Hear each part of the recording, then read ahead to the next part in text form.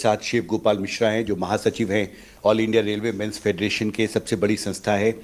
आप कैसे देखते हैं इस सोच को? इसमें सोच ये है कि ईपीएफओ के तहत एक यूनिवर्सल पेंशन स्कीम शुरू की जाए। जो भी भारत का नागरिक हो, चाहे वो सरकार में हो, प्राइवेट में हो, सेल्फ एम्प्लॉयड हो, अगर वो अपने कंट्रीब्यूशन से इस स्कीम के साथ जुड़ना चाहता है तो उसके पास ये अधिकार होगा। आप कैसे देखते हैं इस सोच को? नहीं, बहुत अच्छी स्कीम है और सरकार ने इसके बारे में सोचा है, तो बहुत अच्छी बात है। कई बार जब हम लोग ओपीएस पर बहस करते थे मंत्रालय में, तो वो लोग ये कहते भी थे कि देश में बहुत सारे लोग हैं जो कि जिनको कि खाना नहीं मिल रहा है, जिनको हम राशन दे रहे हैं। तो हम लोग वहाँ पर भी ये बात कहते थे कि नहीं, उनके बारे में भी सोचा जाना चाहिए। और देश में तमाम ऐसे संगठन हैं जो कि पेंशन टू एवरीवन का डिमांड भी करने का काम कर रहे हैं। सरकार ने भी कुछ योजनाएं लाई हैं, जैसे प्रधानमंत्री पेंशन योजना है, अटल पेंशन योजना है, और तमाम वृद्ध लोगों को, विधवा लोगों को पेंशन देने की योजनाएं हैं।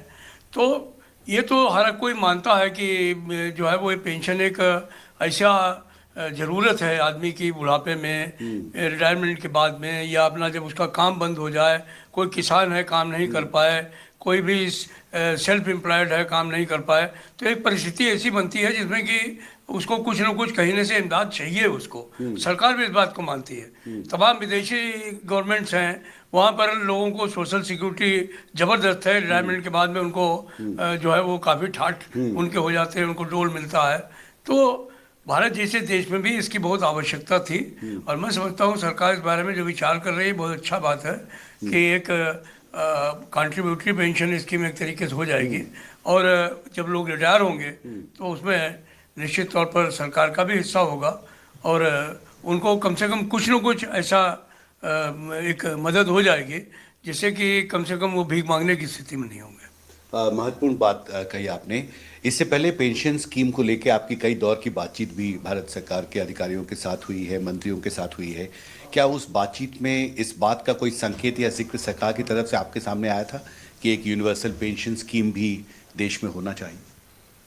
नहीं, इन शब्दों में तो नहीं आया, लेकिन कई बार जब सोमनाथन जी फाइनेंस सेक्रेटरी एक्सपेंडिचर थे तो उस समय, या किसी जो है वो मीटिंग में जब गाबा साहब रहे, तो ये एक ब्रॉडर इंटरेस्ट में ये जब बात होती थी तो वो लोग ये कहते थे कि सोशल सिक्योरिटी खाली सरकारी कर्मचारियों के लिए नहीं, सारे देश के लोगों के लिए होनी चाहिए। तो एक दिमाग में बात लोगों के आती थी, और कम से कम अगर हाईएस्ट लेवल पर लोग इस बात को समझते थे कि इसका होना चाहिए, तो अगर कैबिनेट सेक्रेटरी सोचे, फाइनेंस सेक्रेटरी सोचे, तो कहीं ना कहीं पर वो विचार तो होता है। अब उसमें अगर सरकार का की नॉट मिल जाए और सरकार कहे कि नहीं भाई इसको आगे बढ़ाओ, तो फिर तो इसको लागू करने में कोई दिक्कत नहीं होनी चाहिए। जी, सूत्रों ने कहा है कि इस पर जल्दी ही स्टेक होल्डर्स के साथ कंसल्टेशन भी होगा जब एक प्रस्ताव तैयार हो जाएगा।